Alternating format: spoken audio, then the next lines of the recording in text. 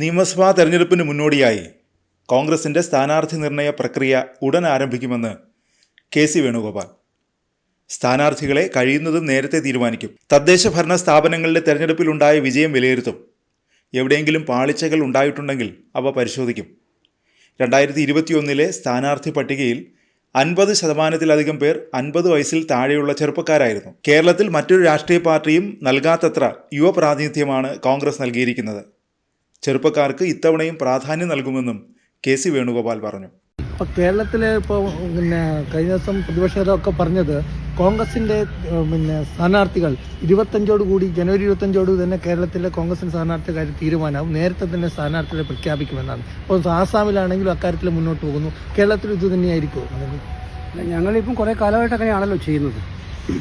കർണാടക ഇലക്ഷന് ശേഷം എടുത്ത് നോക്കിയാൽ അറിയാം, തിരഞ്ഞെടുപ്പിൽ സ്ഥാനാർത്ഥികളെ ആവുന്നത്ര നേരത്തെ കൂട്ടി തീരുമാനിക്കണമെന്നുള്ളതാണ് ഞങ്ങളുടെ തീരുമാനങ്ങൾ. അതനുസരിച്ചാണ് സ്ഥാനാർത്ഥി നിർണയ പ്രക്രിയകളും നടന്നുകൊണ്ടിരിക്കുന്നത്. എന്തായാലും അത് കേരളത്തിലും സ്ഥാനാർത്ഥി നിർണയത്തിനുള്ള പ്രക്രിയകൾ ഉടനടി ആരംഭിക്കും.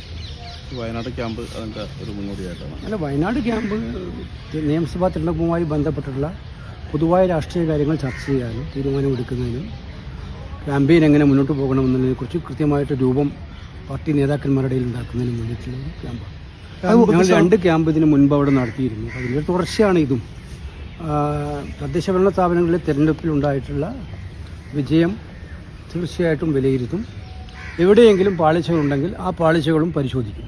അങ്ങനെ ഒരു പൂർണ്ണമായിട്ട് അർത്ഥത്തിൽ ഒരു ഫുൾ സ്വിങ്ങോടുകൂടി ഏറ്റവും ശക്തമായ രീതിയിൽ നിയമസഭാ തിരഞ്ഞെടുപ്പ് നേരിടാൻ വേണ്ടി പാർട്ടിയെ സജ്ജമാക്കുന്ന ഒരു ക്യാമ്പായിരിക്കും വയനാട്ടിലുണ്ടാവും. ഈ മേയർ തെരഞ്ഞെടുപ്പിൽ KPCC മാനദണ്ഡങ്ങൾ പാലിച്ചു എന്നുള്ള കാര്യം ക്യാമ്പിൽ വിലയിരുത്തുമോ?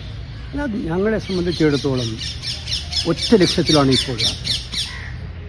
അത് നിയമസഭാ തിരഞ്ഞെടുപ്പിൽ കഴിഞ്ഞ 10 വർഷക്കാലമായി കേരളത്തിലെ ജനങ്ങൾക്ക് ദുരിതം സമ്മാനിക്കുന്ന ഒരു സർക്കാരിൽ നിന്നും മോചനം നേടാൻ വേണ്ടിയിട്ടുള്ള ജനങ്ങളുടെ ആഗ്രഹങ്ങൾക്കനുസരിച്ച് പാർട്ടിയെയും മുന്നണിയെയും മുന്നോട്ട് കൊണ്ടുപോവുക എന്നുള്ള ഒറ്റ ലക്ഷ്യം. അതിനിടയിൽ വേറെ ഡിസ്ട്രാക്ട് ചെയ്യുന്ന ഒരു ശ്രമങ്ങൾക്കും ക്യാമ്പിൽ സ്ഥാനം ഉണ്ടാവില്ല.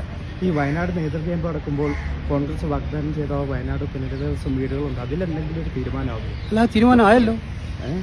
അത് നാളെയാണ് അതിൻ്റെ രജിസ്ട്രേഷൻ. സ്ഥലത്തിൻ്റെ രജിസ്ട്രേഷൻ നാളെയാണ്. രജിസ്ട്രേഷൻ നടന്നു കഴിഞ്ഞു.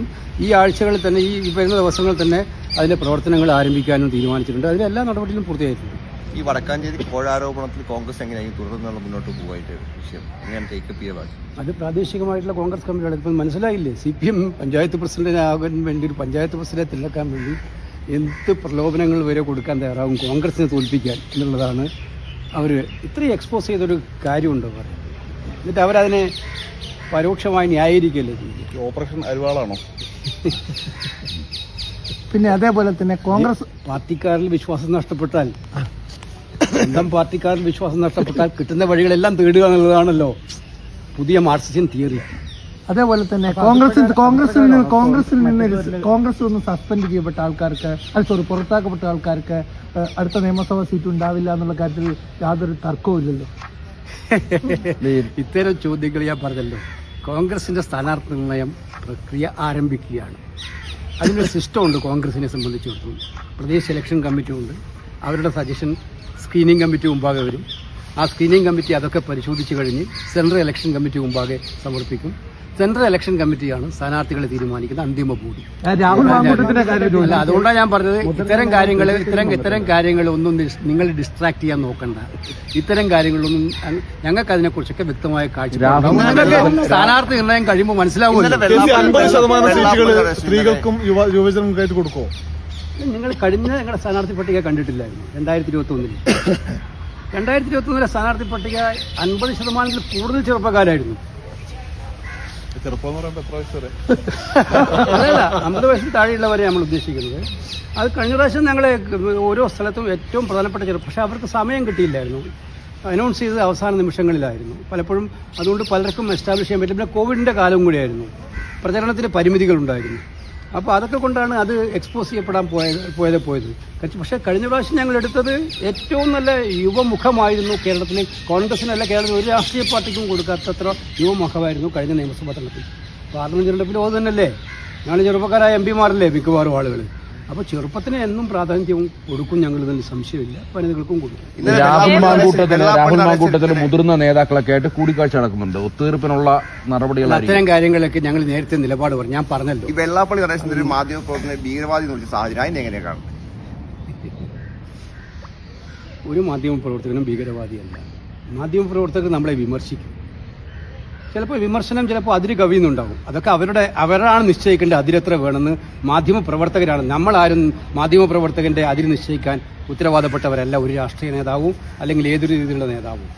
മാധ്യമപ്രവർത്തകരെ സംബന്ധിച്ചിടത്തോളം അവർ എന്തെങ്കിലും അതിര് കവിഞ്ഞ് പറയുന്നുണ്ടോ എന്ന് അവർ നിശ്ചയിക്കട്ടെ. അതാണ് ജനാധിപത്യത്തിലെ ഏറ്റവും അഭികാമ്യമായ കാര്യം. അല്ലാതെ മാധ്യമപ്രവർത്തകർ നമ്മളെ വിമർശിക്കുമ്പോൾ മുഴുവൻ അവരെ മോശമായി ചിത്രീകരിക്കുന്ന രീതിയോട് എനിക്ക് യോജിക്കും. SNDP പോലൊരു സംഘടന തലപ്പത്തിരിക്കുന്ന ആളുടെ ഭാഗത്ത് ഞാൻ എൻ്റെ വാക്കും പറഞ്ഞു വെക്കരുതില്ല, എൻ്റെ കമന്റ് ക്ലിയർ ആണ്. കൂടിക്കാഴ്ച നടത്തുന്നത് അത് ഈ DCCയുമായി ബന്ധപ്പെട്ടുള്ള എന്തെങ്കിലും വിഷയങ്ങൾ ഉന്നയിച്ചുകൊണ്ടാണ്? എല്ലോ അതിൻ്റെ അതൊന്നുമില്ല. കേരളത്തിലെ കോൺഗ്രസ് നേതാക്കന്മാർ ആര് ഡൽഹിയിൽ വന്നാലും അവർ എന്നെ കാണാൻ ചോദിച്ചാൽ അവസരം കിട്ടിയാൽ ഞാൻ കാണാറുണ്ട്, അത്രമാത്രം കാണാറുണ്ട്. MP-മാർ പലരും മത്സരിക്കാൻ സന്നദ്ധത അറിയിച്ചിട്ടുണ്ട്. അപ്പോൾ ഈ ഹൈക്കമാൻഡ് ആണല്ലോ ഇക്കാര്യത്തിൽ തീരുമാനം എടുക്കുന്നത്. കേരളത്തിന്റെ കാര്യത്തിൽ മാത്രമായിട്ട് ഒരു ഇളവ് നൽകാൻ ഞാൻ പറഞ്ഞല്ലോ, സ്ഥാനാർത്ഥി നിർണയത്തിന് ഒരു പ്രക്രിയയുണ്ട് കോൺഗ്രസിൽ. സ്ഥാനാർത്ഥി നിർണയത്തിന് സമിതികളുണ്ടാകും. ആ സമിതികൾ മാനദണ്ഡങ്ങൾ നിശ്ചയിക്കും. അന്തിമമായിട്ട് ഇതൊക്കെ തീരുമാനിക്കുന്നത് സെൻട്രൽ ഇലക്ഷൻ കമ്മിറ്റിയാണ്, കേന്ദ്ര തെരഞ്ഞെടുപ്പ് സമിതിയാണ്. അവിടെയാണ് മാനദണ്ഡങ്ങൾ എന്താണ് വേണ്ടത്, മാനദണ്ഡങ്ങൾ വേണമോ വേണ്ടയോ എന്നൊക്കെയുള്ള ഫൈനൽ തീരുമാനം. അവിടെ അതിനു മുമ്പ് ഞാൻ എങ്ങനെ പറയാനാണ് ഇത്തരം കാര്യങ്ങളെക്കുറിച്ചൊക്കെ? സാധാരണ അങ്ങനെ ചെയ്യാറില്ലല്ലോ. അതിപ്പോൾ പലരും പല നേതാക്കന്മാരും പ്രഖ്യാപിച്ചു കഴിഞ്ഞല്ലോ. വീണ്ടും വീണ്ടും ചോദ്യം ചോദിക്കേണ്ട കാര്യം എന്താണ്? കൈരളിയുടെ താല്പര്യമായിരിക്കും അല്ലേ?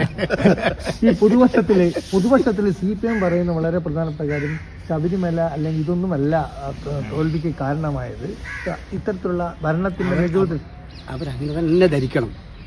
ശബരിമല അല്ല തോൽവിക്ക് കാരണമായത്.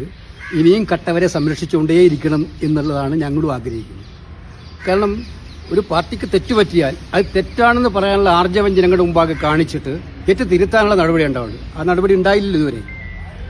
കാരണം സ്വന്തം പാർട്ടി നേതാക്കന്മാർ സ്വന്തം പോലീസ് തന്നെ അറസ്റ്റ് ചെയ്ത് അകത്താക്കിയിട്ടും അവർ കുറ്റക്കാരായെന്ന് തെളിയുന്നത് വരെ അവർക്കെതിരെ നടപടിയില്ല എന്നാണ് പാർട്ടി നേതാക്കന്മാർ പറയുന്നത്. അപ്പോൾ അതുകൊണ്ട് വ്യക്തമാണ് അതിൽ നിന്നും അവർ അത്രമാത്രം അവർ സംരക്ഷിക്കാൻ ബാധ്യത അവർക്കുണ്ട്. ഇവരെയൊക്കെ സംരക്ഷിക്കാൻ എത്രമാത്രം ബാധ്യതയുണ്ട് മനസ്സിലാവും. അടൂർ പ്രകാശിനെ ചോദ്യം ചെയ്യുന്ന വഴി രണ്ട് മുന്നണികളും ഏകദേശം ഒരേപോലെയാണ് ജനങ്ങൾക്ക് മുമ്പിൽ അവതരിപ്പിക്കാനാണ് അവർ ശ്രമിക്കുന്നത്. അതെ, ഞാൻ ചോദിച്ചു എന്തൊരു ബാലിശമായ ചോദ്യമാണ്. നിങ്ങൾ ഏജൻസിയല്ലേ അന്വേഷിക്കുന്നത്? SIT ഞങ്ങളുടെ UDF നിയന്ത്രിക്കുന്ന പോലീസാണോ കേരളത്തിലുള്ളത്? ആര് വേണമെങ്കിലും അന്വേഷിച്ചോട്ടല്ലേ.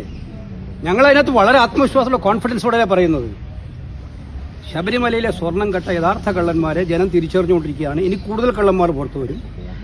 അത് ഞങ്ങൾക്ക് തീർച്ചയായിട്ടും ആത്മവിശ്വാസമുണ്ട്. ഞങ്ങളെ സംബന്ധിച്ചിടത്തോളം ഇത് വിശ്വാസത്തിനെതിരെയുള്ള ഒരു കടന്നാക്രമണമാണ് ശബരിമലയിൽ ഉണ്ടായിരിക്കുന്നത്. 2019 ആവർത്തനമാണ് അവിടെ ഉണ്ടായിരിക്കുന്നത്. അതിനേക്കാൾ ഭീകരമായിട്ട് ഓരോ ദിവസം കഴിയുന്നതോറും പുറത്തു വരുന്ന കഥകൾ എന്താണ്? ബേസിക്കലായിട്ട് ഇതൊരു ചോദ്യമാണ് ഉന്നയിക്കുന്നത്. ഈശ്വര വിശ്വാസമില്ലാത്തവരൊക്കെ ഇത്തരം കാര്യങ്ങൾ നിയന്ത്രിച്ചാൽ അവർക്ക് ദൈവത്തോടല്ല ഭക്തി ഉണ്ടാകുന്നത്, അവർക്ക് ദൈവത്തിൻ്റെ മുമ്പിലുള്ള സ്വർണ്ണത്തോടായി.